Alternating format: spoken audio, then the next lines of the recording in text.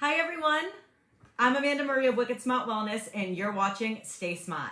Thank you so much for tuning in. Today I'm going to be talking to cognitive behavioral therapist Andi Freedman of Mind Over Food, and she's going to be here any moment. So I'm just going to wait a second while we wait for a couple people to tune in and give her the chance to log on, and we will have a nice little chat about how to replace a physical diet with a mental diet. That way you can live the best life that you want to live and be happy about what you're doing and how you're living.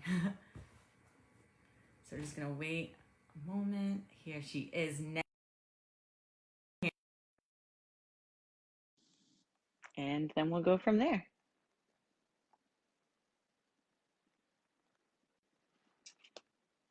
Let's see. Says that the invite's going through, connecting. There we go. Oh, no. No, it will only do it this way. Okay. Oh. So it's going to be really weird because That's okay. I'm looking up to it won't do it. It won't do it this way. That's weird. Hey, listen, if you want to be turned to the side, I'm fine with it. No, I don't want to turn to the side. You still look great either way. Okay. I don't know. It's just weird because I can't look because you're using an iPad, right? I am. So how do you get it so that your face is in the... So I have mine set up. It's an iPad that has like the keyboard, so it's set up kind of open like a computer. Yeah. And that's all I did. But here's the camera on the side. Oh, I just kind of like positioned it and then got on camera once it was where it was supposed to be. Sorry, everyone. No, listen, first off, Andi, do not apologize. This was my fault because for some reason, Zoom is not allowing me to share our live through Zoom, which is odd, but we all know how technology works. It's different every time. So I'm just kind of navigating the different ways of the virtual world. So I appreciate everyone's patience. That's right, Andi. If you place it wherever it sits and then get on screen, I feel like that should work. You look great right now, in my personal opinion. So well, first of all, it's showing you. It's showing you in full screen on my end. I can show you. I'll send a picture right to your inbox. That way you can see. Sorry, everyone. No, again, I appreciate everyone's patience. I mean, all right, we can do it this way. It's just really weird. No worries at all. It's just so exciting regardless. Oh, we are getting some positive feedback, so I appreciate each of you because that means a lot as we navigate this. Thank you so much. So hello, everyone. Let me give a reintroduction.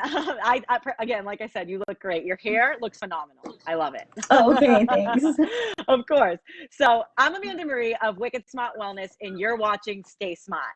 My mission with this show is to highlight local businesses and artists all around New England. When I say local, I'm talking all of New England because I'm a New Englander and we expand far and wide, and I try to spread the love with as many people as I can. So today I have cognitive behavioral therapist Andi Freedman, who I actually just finished recording a little bit for her podcast.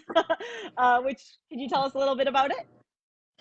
Yeah, I have a podcast called Quick Bites. My company's called Mind Over Food. I have a podcast called Quick Bites, and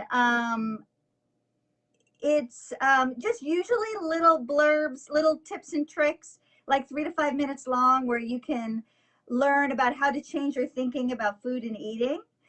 But I decided that I wanted to feature other wellness people who are involved in the wellness business, and so I started to have guests, and you were one of my guests today, so that was great. That was awesome. It was a lot of fun. And prior to being a guest, I did listen to some of your other episodes of your podcast, and it's really nice because it's short and sweet, and you just really get to the point, which I love. And it's cool because we talk a lot here about mind over like just mind over everything, pretty much, which is why I love the title of your business in general, Mind Over Food. Thank you. Yeah, mindset has a lot to do with a lot of different things. And I think the coolest thing of all is I'm someone who references a lot of spiritual stuff, a lot of like mindful activities and things like that. But right here, we have someone who truly studies science. Like you are a psychologist that like you have things from different angles. So I'd love to hear a little bit about how you can explain like how this works on like a more of a scientific level. Right. Well, so I'm a cognitive behavioral therapist, which is one of the few evidence-based treatments in psychology. So many of the psychological treatments that you might hear about or you might see are really not studied very thoroughly. But cognitive therapy has been around a really long time, and it works. And it works for a lot of different things on a lot of different levels. And I was doing mental health counseling, and I was using cognitive therapy. When I started using cognitive therapy, my clients actually started to get better, which before I was doing what they call psychodynamic therapy, they weren't getting any better. So when I found out that I could use cognitive therapy to help people change their thinking around food and eating, I was like all in. And just to give your listeners a little bit of a piece of the cognitive model is that many of us think that when we're in a situation, we have feelings, we have emotions, but really we have thoughts first. And those thoughts inform those emotions, and then they inform our behaviors. So it's the same with eating. So if you have certain patterns of thinking around food and eating that are sabotaging your goals around eating, then you can use these cognitive therapy techniques to change your thinking, which will then change your eating behavior. So, for example, if everybody's been in this kind of situation where they've gone to a party, they're like, okay, I'm on a diet, or they're like, I'm only going to eat healthy, and then they go to a party and the somebody puts like boom right in your lap, or hands you a piece of chocolate cake, and immediately you start the self-talk immediately. Oh, I shouldn't. Oh, but it looks so good. Yeah, but I'm on a diet. Oh, one little piece won't kill me. And then you go down this road where it's should I, shouldn't I, should I, shouldn't I, and then you get all this attention and you're upset and it feels horrible. And how do we soothe that? We eat, and we eat the cake, right? But if your thinking was naturally in a different place, if you were thinking something like, oh, well, it's it won't kill me, that's true, but I won't be able to reach my wellness goals if I eat this cake. The cake is temporary, and afterwards I might beat myself up for a while, so I don't want to do that. So anyways, if you can change your thinking so it's more balanced and it's more realistic in that way, then you'll make the right decision for you. That is not to say that I advocate any diet, because I don't. Diet is a dirty word for me. I mean, diet, just explaining what you're eating is fine. But if you're talking about a diet, then that's a dirty word for me. So there's no taboo foods. You can eat all your favorite foods in a balanced way. I love that. I love that. I say that all the time. It honestly, and I say this again without a professional opinion. So it's nice hearing it from you, because I always say, what is the point of, and this may be a strong word to use, but neglecting yourself from something that you enjoy, because you're afraid of how it'll affect you, when really in the end, what's affecting you more, and as you mentioned, is like the thought process that you've connected to it. Like it's not necessarily eating that one piece of cake that's going to hurt you. It's the way No. you're going to beat yourself up for it that's going to affect you more. Well, and that beating yourself up also leads to further down the line poor choices. So it's a funny double-edged coin, because double-sided coin, because on the one hand, I want you to eat really quote unquote healthy things. I'd rather talk about it in terms of nourishing your body rather than healthy, and I'll tell you why in a minute. But it's not really about eating quote healthy and unhealthy things. It's about balancing your diet in the right way. So we get very dogmatic about like what we eat, what is quote unquote good food, what is quote unquote bad food. That itself can be sabotaging.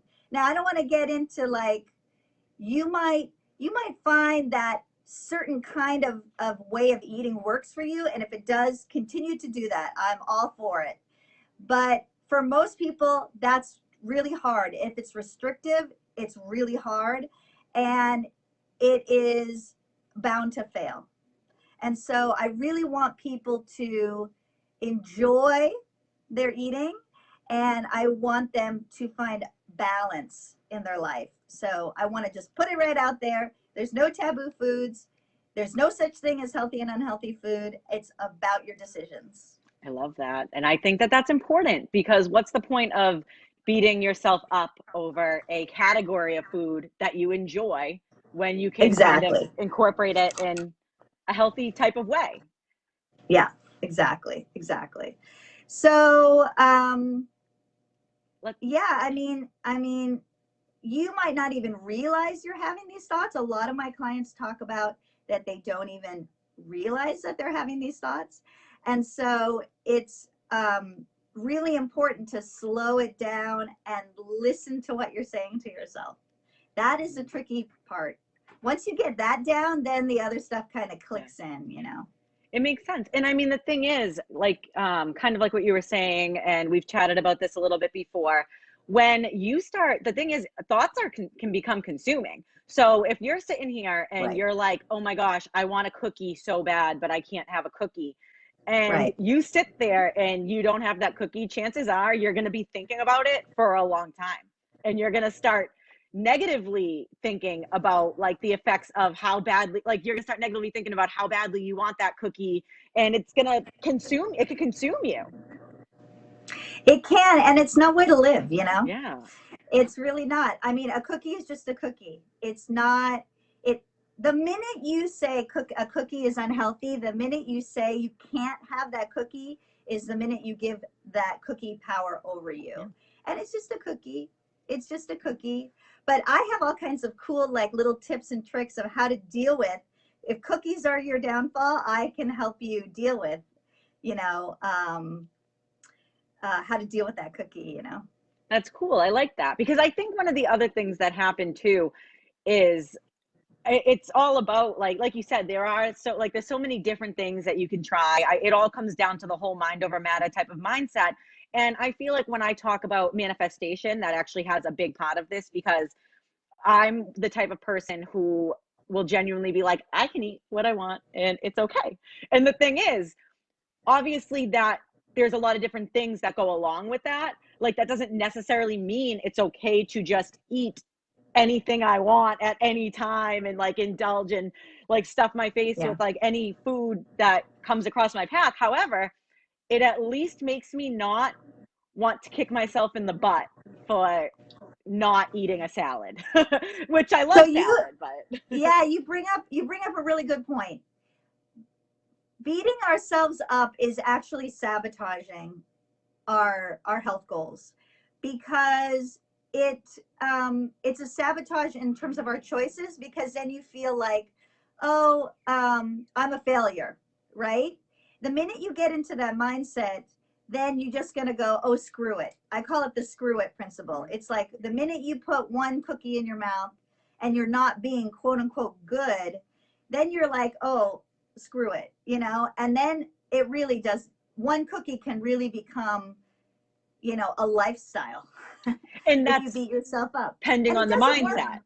It doesn't work. You know, Mhm. like I had one client tell me once, but if I don't beat myself up, then I'm just going to eat everything, you know, and anything. And I was like, well, beating yourself up hasn't worked all these years. So let's try this. Let's try this. Being kind to yourself, giving yourself a break.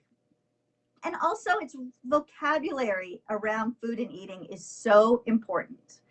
So for example, if you think that you blew it or you failed or you screwed up, that's a problem. It's just a mistake. If you just think of it as a mistake is you just get up and try again. You know, your next thing you eat is going to be fantastic. You know, it's like, oops, oh, ha, ha, ha, funny me. And then you move on and the next thing is great. If you call food healthy or unhealthy, that gets you into all kinds of trouble. So for example, if you think that a certain, I remember it's not that way so much anymore, but when we were younger, you know, like when I was in my 20s and 30s, fat was the evil thing, right? So all these low fat products came out and you're like, oh, well, it's low fat, so I can eat. And then you ate twice as much, 3 times as much calories as you would have if you just had a cookie in the first place. So it's sabotaging in that way. Also, it's constantly changing because guess what? We don't really know what's healthy and what's unhealthy. It's changing all the time. The data comes out. And what happens is scientists will do a study and then the media will attach on to one little thing that they then sensationalize. And then all of a sudden everybody says, oh, we can't eat that food anymore. I mean, carbs is a great example. I mean, I am constantly working with my clients to like get them out of this ingrained, deeply ingrained mindset that they can't have bread. I know. That bread is evil. It's going to hurt them. It's going to kill them. And I, all the time, am saying it's just a piece of bread, you know? Yeah.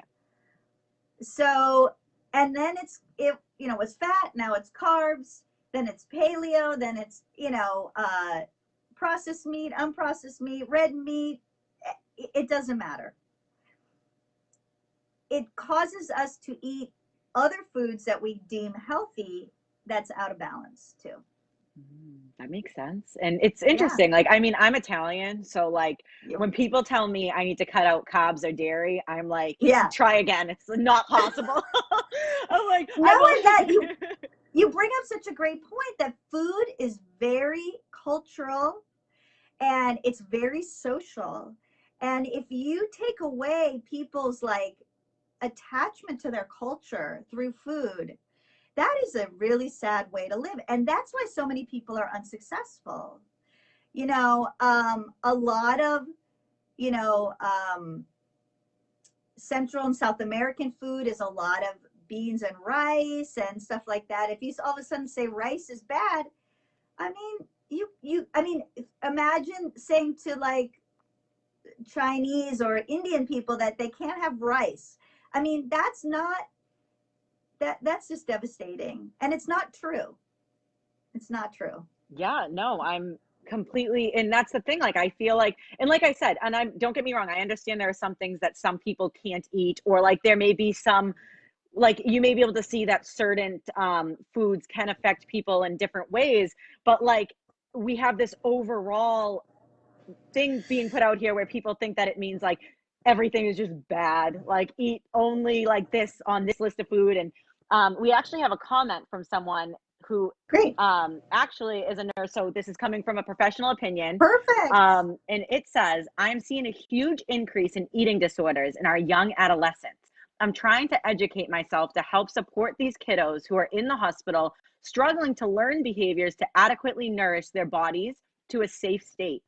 Is there one main point you can share to help with these young adolescents who are truly struggling with this? Because we're seeing an increase in these kiddos. And thank you so much for sharing that. That is from Kristen Bedard. That's a really hard question. I have to put on my therapist hat on because, you know, kind of what I'm talking about is more for people who are just sort of struggling,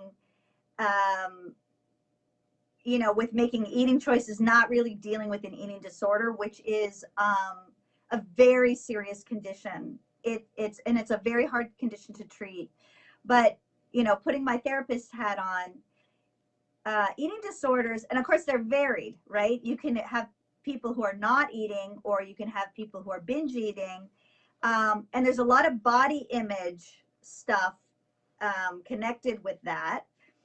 But you have to remember that eating disorders are anxiety disorders. So people engage in these behaviors to soothe anxiety, and to have control. Things feel really out of control for all of us right now, and that might be a way that these young people are feeling out of control. The most important thing that you can do, I mean, of course, it's not just one thing. It's a very complicated question. But one thing I would say is to look at, to ask the patients what is going through their mind directly before or during they're engaging in that behavior, because that is what's triggering that behavior, especially somebody with like binge eating disorder, right? They're maybe feeling very anxious and they're using food to soothe the anxiety, and then they become fearful because they've consumed so much food and they want to purge that food. So you really need to first figure out what's going through their mind and help them balance or have a more reality-based thought in its place. That makes sense. So basically, just kind of to simplify, without my therapist hat on, just to kind of simplify that. So basically, kind of start by kind of trying to identify what the initial mindset is. Yeah, I would say that there are thoughts that are triggering the behavior. There may be situations triggering the thoughts, but there are thoughts that are triggering that behavior. And I mean, honestly, I would say if they're really having some severe eating disorder behaviors, you really need to refer them out to someone who really specializes in eating disorders. It's a very complicated diagnosis, and it's scary. It's really scary, and I'm sure it's scary for, I just want to reach out to that person and say, it's scary to be the healthcare provider and you see somebody struggling like this. It's really heartbreaking. So I feel for you in dealing with that too. With that being said, I'll take that as a quick plug to say that's how I feel towards any healthcare workers or providers in any Really? Especially right now. Especially right now. Like, thank you all Yeah. so much. I can't even imagine what it's like being on that end of things. Yeah. I mean, I get a little sad. Well, not even a little sad. I get a lot of sad, even hearing that right now, like, and not having to see it firsthand, like knowing that our children are being affected the way they are by all of this, and then any other life circumstance that they were already going to be affected by. Like, I can't imagine that. So thank you to all the healthcare workers, no matter what your position is. Yes, I appreciate you all. Thank you. And therapists, that goes for you as well. Anyone who's in this position where we're kind of working to help and heal others, it takes a huge toll on yourself as well. So I mean, a lot of I don't mean to get too far down the mental health road, but a lot of these mental disorders that are manifesting themselves right now are really appropriate to the situation. Yeah. So you have to take it with a grain of salt that, things are rough. So it's kind of appropriate. Yeah. I mean, I will be the first to sit here and tell everyone, because my biggest thing that I kind of promote to anyone who's kind of following along with my journey is speaking your truth. So I have to sit here and do that and say, I mean, what kind of started me on this entire journey from the beginning was severe anxiety, like very bad anxiety, which resulted in attention problems, eating problems. Like, it's like once it starts going, like, it can kind of go down the line. And it's interesting because you don't realize how many problems actually start with anxiety. So right. I mean, it's really our need to soothe that discomfort that leads to maladaptive behaviors. But we can do another show on cognitive therapy for anxiety. No, because cognitive therapy works. It's amazing. Depression and anxiety, it's in some cases really miraculous. So I encourage everyone to if they're struggling, to seek out a really good cognitive behavioral therapist. And if you want a referral, reach out to me at Andi@mindoverfood.com and I will refer you for sure. Oh, I love that. I appreciate that. And because that's the thing, like you said, mental wellness, mental health, that's a whole nother topic, although it relates to everything that pretty much any conversation we have, we can tie it back to that, I believe. Well, I will tell you, there was an article recently in the New York Times about how much weight collectively we've all gained during the pandemic. And there's a lot of reasons for that. And but a major one is using food to soothe that anxiety. And I would like just a quick tip on that if you're struggling with that. I want you to remember one thing, or two parts to one thing. It just doesn't work. It doesn't soothe your anxiety except while you're eating it. For me, the minute the last piece of food goes down, whatever is bothering me again. And plus, then I'm bothered by the fact that I ate all this junk. Mm-hmm. And then I also don't feel good either, physically, right? So that has a physical component, of course. Absolutely. Right? But I feel mentally bad and I feel physically bad. The other side of that coin is you can do it. You can say no to food that you're just using to soothe yourself. You have the strength, okay? It's not, you can tolerate the discomfort, and I guarantee you 100% of the time, the craving or the need to soothe that in that moment will go away. Yeah. Now, maybe an hour later, a day later, whenever, it will come back and you have to do it again and you'll get better and better. It's like a muscle. Every time you say no to using food to soothe your stress, it's like building a muscle, and the next time will be easier and the next time will be easier. So just remember, you can do it, but it doesn't work.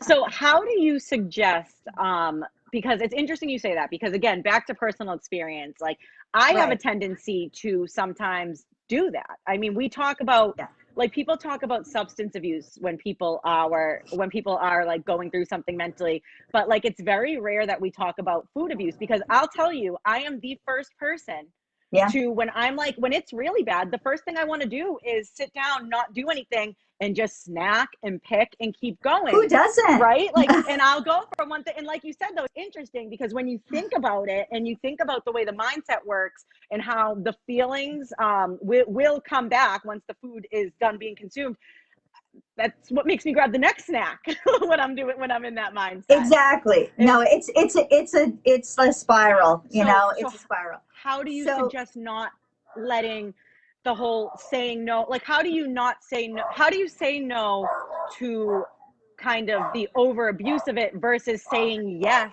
to when you're like not, that way you're not like neglecting yourself from it? It's a great question, and it's a really important question. Okay. So the thing is that you still have to find some way to soothe yourself, right? Because you're stressed out. And what I recommend to my clients, I do this activity with my clients, is that I have a worksheet, and on one side is mindset techniques, and on the other side is behavioral techniques. And usually the behavioral techniques are really good for this particular issue. So I encourage everyone to make a list of the things they can do other than eating. Now, is it going to work like as immediately and as strongly and as thoroughly as eating in the moment? Probably not. But make a list of things that you like to do or you want to do, or even just to distract yourself from that craving of going, to soothe yourself. And go to that list when you feel that way. So things that I like to do, like, it depends on what time of day it is, right? If it's nighttime and I've already had dinner, I go brush my teeth, because I usually won't go eat after I brush my teeth. If it's like more midday, which is usually tends to be more of a problem time for me, I'll go take a bath, or I'll go for a walk around the block, just around the block. Unless if the weather's crappy, I won't do that. I gotta admit, I'm a California girl. I'm not from New England. And if it's like cold and rainy, which it is like 6 months out of the year here, I'm not going outside. My favorite weather. Is that your favorite weather? This is perfect for you. Go out, put your coat on, go out. Just around the block will be enough. Yeah. It's not like hours and hours, right? Another thing that I love to do, and I'm going to actually have a podcast about this later on, is knitting. I love to knit. So if you're a creative person, engage in that creative activity. I think you can also watch something, but you have to be careful because a lot of people associate watching TV or watching a screen with eating. Me too. I've been It's a hard one really, for me. yeah, It's a hard one. It's such a hard one for me. There's nothing I love more than sitting in front of the TV and eating. yeah, Okay. that's been the But hardest thing for me to entangle myself out of throughout this right, so pandemic, TV especially. watching would not be on your list. That would not be a distraction. Okay. Um, I mean, you know, if you're into reading a book, it won't take long, really 20 minutes maybe. And then you'll be like, okay, I'm okay now, and I can go about my day. And then it'll come up again. The other thing is the mindset techniques. These are harder to engage, but they work sometimes, which is you can tell yourself things that will talk you out of it. Okay. Like, it will take me two minutes to eat this thing, maybe less. And then I'll be right back where I started. You know, where do I want to be in 2 minutes? Do I want to be like, yay me, I did it? Or do I want to be like, ugh, I feel worse now, you know? Yeah. So that something like that, you know, or you can just say, look, I don't want to gain any more weight. You know, you could say that. It depends on what's going to work for you, your particular set of thoughts that's really going to work for you. That makes sense. That makes sense. And I do feel like that's something, like I said, it's something I've been personally working on because it became that thing. It's like you sit down, you get your snack, you watch your movie or your show. So Yeah. unfortunately, and I shouldn't say unfortunately, because it's not like this is necessarily a bad thing, but I found myself having to disassociate food and television. And I'm like, and it's interesting because I've utilized some of the ways that you mentioned. The mindful activities has been honestly my only thing that I have really proved successful so far. Like, and I don't like using the word distraction. So if you could give me another word Right. to use there, I'd love that. But for lack of a better word, sometimes you do got to just find a healthy distraction. Yeah, I mean, you can call it whatever you want. I mean, you could just call it an alternative behavior. I like that better. You know, Alternative behavior instead of a distraction. an alternative behavior, yeah, or yeah, just something else to do than eat. Yeah, because there's a lot of other things to do, right? Trust me, I'm not different than anybody else. I would like to sit on the couch and eat a bag of potato chips like nothing would make me happier in the moment. Mm-hmm. But the other, you know, 23 hours and, you know, 50 minutes or will be miserable if I eat a whole bag of potato chips. So I that's kind of to the forefront of my brain. What I do with clients, I mean, I'm just giving you little piecemeal things here, but cognitive therapy, I mean, I really run it like a cognitive therapy session, and it's very highly structured. And so there's a step-by-step process to getting you to the right mindset. And really the mindset is what it's all about. Mm-hmm. Just like you talk about it, you know, with your stuff, what did we call it? I can't think of it right now. But it's the thoughts. It's all about the thoughts, right? Yeah. So I teach my clients how to change their thinking. I teach them how to eat mindfully without distractions, okay, so that you can maximize the pleasure of eating. So I want you to enjoy it. I don't want you to hate like, if you hate broccoli, do not eat broccoli because somebody told you it's good for you. No. I teach people how to plan. Planning is such, it seems like a lot more work, but really in the end, it's less work because you don't have to stress about it. You know what's for dinner. You got the ingredients in the refrigerator. That's what's for dinner. You know, you don't have to go, what am I going to make for dinner tonight? No, right? That's stressful. And it's stressful. And so it's a step-by-step process. I teach 4 main things, but the overall thing is changing your thinking. But I also have all kinds of little fun tips and tricks too. No, I love that. And I mean, that's kind of that's kind of the message I put out there for everything, not just food. And I think it's interesting because kind of going back to that whole, like, if you eat a whole bag of potato chips, you're probably not going to feel that great about it after. Right. And the thing is, one of the things that I feel like is really important to kind of mention in regard to that, though, is what goes along with all of this is instead of beating yourself up for how you feel Exactly. after, remember Yeah. that feeling for next time. Right. Yeah, it's just a mistake. Remember, Yeah. it's just a mistake. Use that word mistake, folks. Yeah. It's just a mistake. And sit there and You say, know, it's like, like laugh at yourself and go, okay, that was funny, you know. exactly. Nice work there, and you know, make a joke about it, and then go, I'm not doing that again anytime soon, and you know, Exactly. and move on. Like, it's totally okay to sit there and be like, oh my gosh, I just ate a whole bag of potato chips. Oops.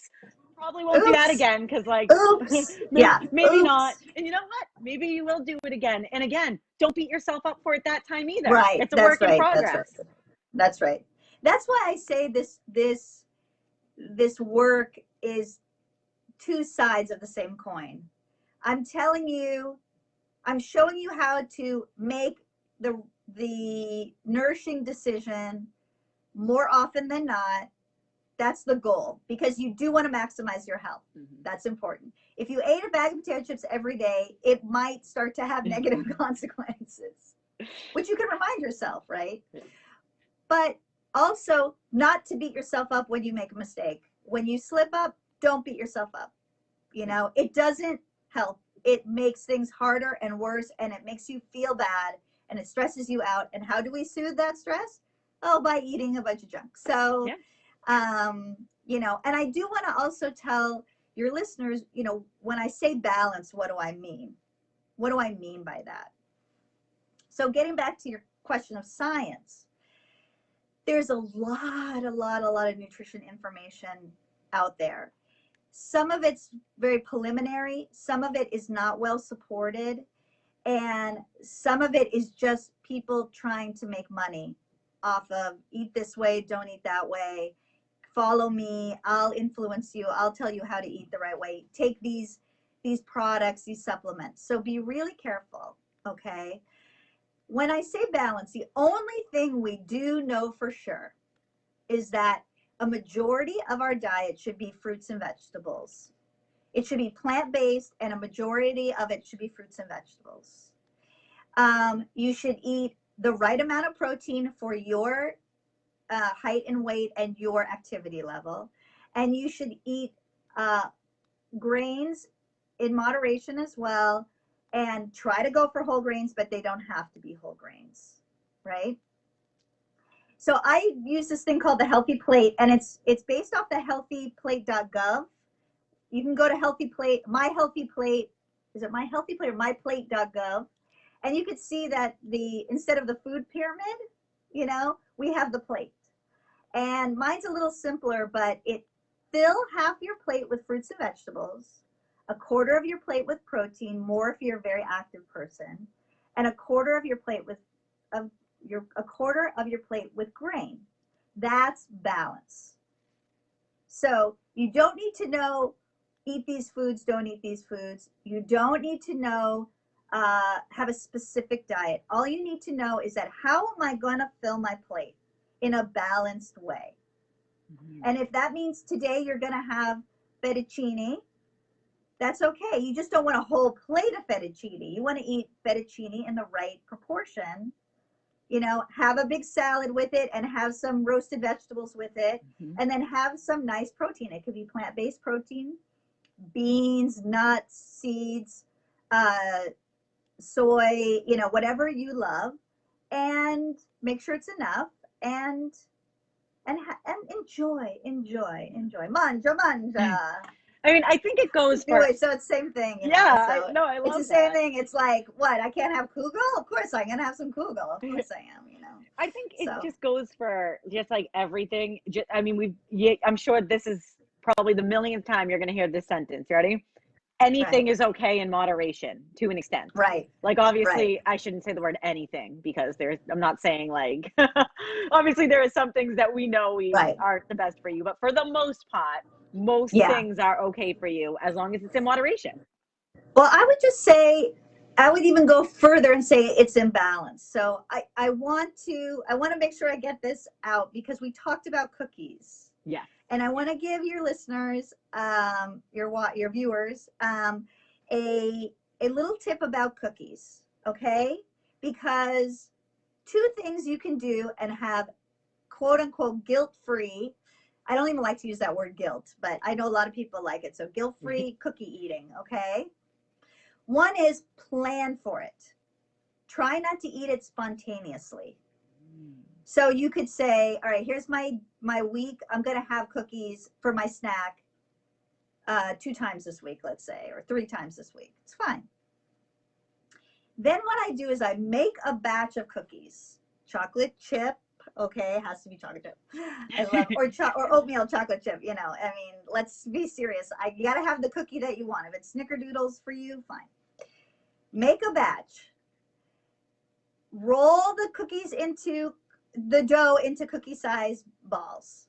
Put them in the freezer.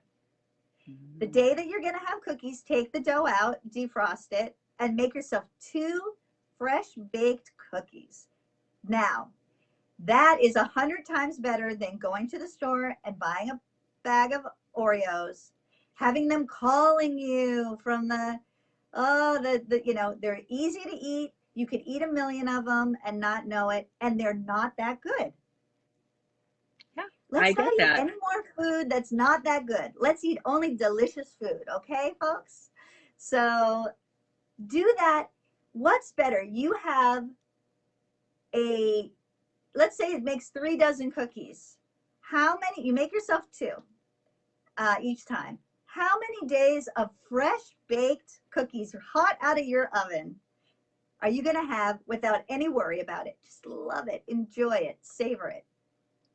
It's true. It's absolutely, I love that. I think that's, well, okay. So now you actually just triggered a little question. Okay.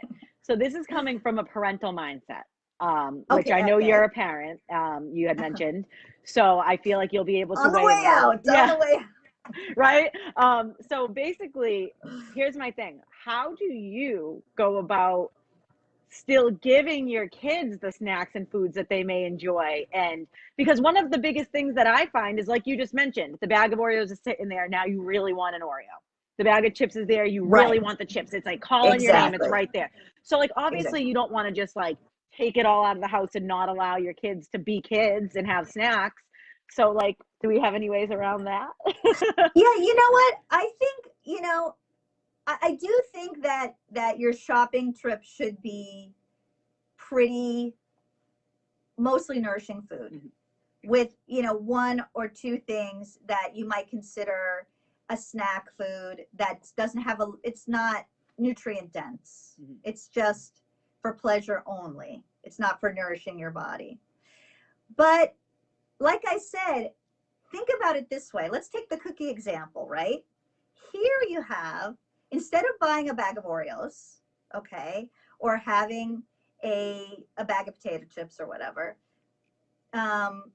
you don't have a bag of Oreos. Here you have a little activity to do with your son, making the cookies together.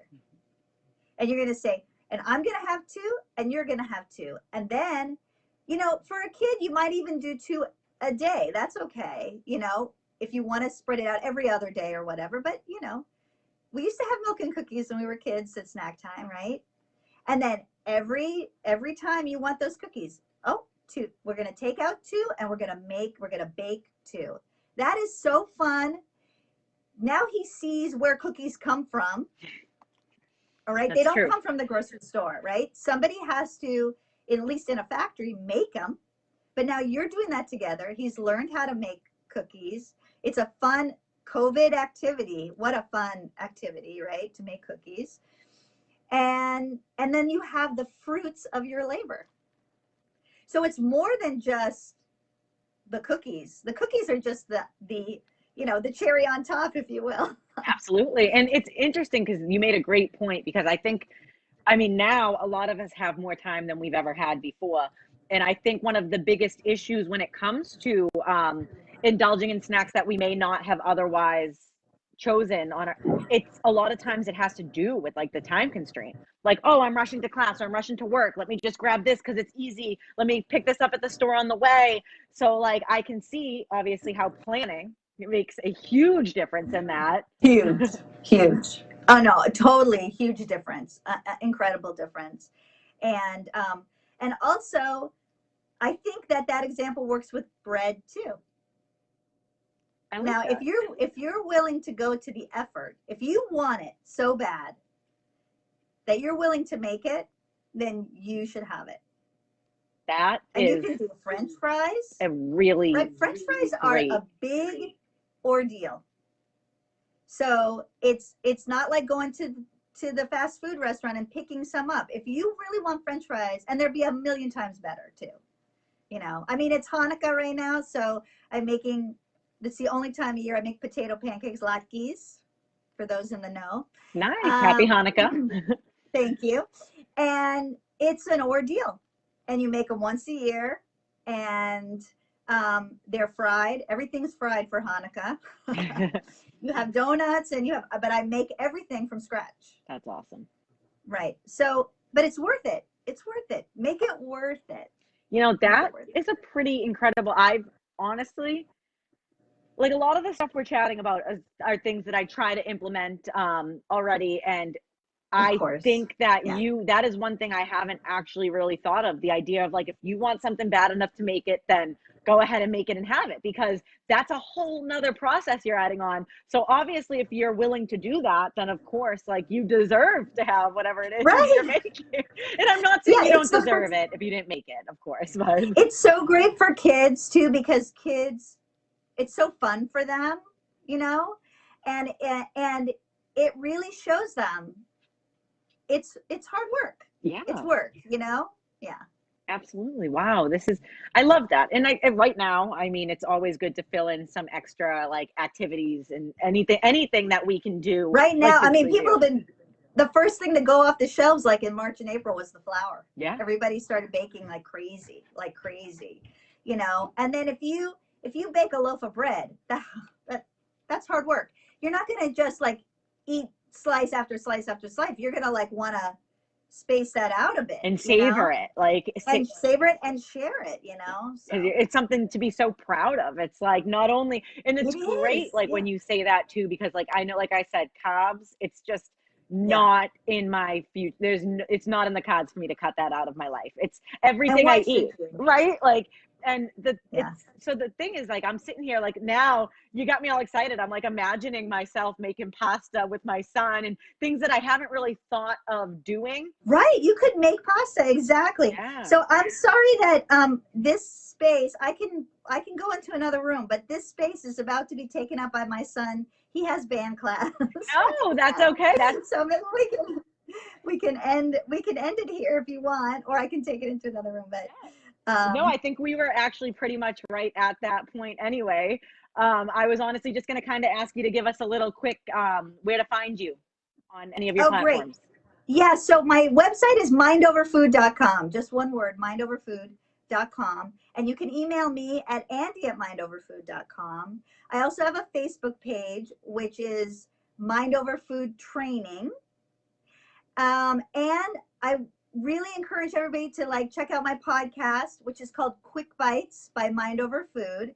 And you can access that on all the streaming platforms. And also, if you go to my website, just the bottom of the first page, you can go directly to my podcast. I'm also on Instagram, and I'm on Twitter, and I'm on LinkedIn. So there's a lot of that you can find me.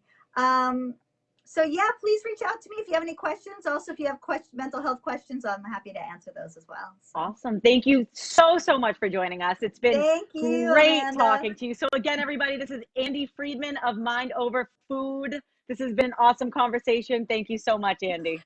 Thanks. Bye, everyone. Bye. Thanks for watching. Bye. So I am just going to take one more minute to wrap this up. Andi, does it give you the option? I don't want to be rude and, like, cut her off if she's, I think I'm still live once she leaves. Yep. Okay. I am still here. I'm new to this. I appreciate everyone's patience as we work around the kinks of the virtual world, because it's all different. I mean, usually I film something on a camera, bring it back home and edit it. To go live and interview someone is so cool. I appreciate all of you for tuning in. Those of you that are engaging and saying hello, hi everyone. Hi, thank you so much. If you tuned in late, This video will remain available in the group indefinitely. So you can watch the full thing at any point in time. And there will also be a edited down version as a podcast available on all streaming devices after the new year, and a shorter version on YouTube. I will start releasing those after the new year as well. So I appreciate those of you who tune in. Anytime you have questions or anything you want to say, that's the beauty of us being live. So please always feel free to join in, ask your questions, or engage in any way that feels best for you. I actually did get interviewed right before this live by Andi for her podcast. So I'd love for you guys to check that as well once it comes around. And that's really it. So thank you guys so much for joining. I'm Amanda Marie of Wicked Smart Wellness, and you're watching Stay Smart. Oh my gosh, it didn't end when I hit finish. So now I also feel like I don't know, for those of you who watch Schitt's Creek, I feel like I totally just pulled an Alexis with my, oh my gosh. But anyway, it didn't hit finish when I went to hit finish. So I'm going to just give that one more go around and pretend that I'm actually ending it now. So thank you so much for tuning in. I'm Amanda Marie of Wicked Smart Wellness. Stay smart, everyone.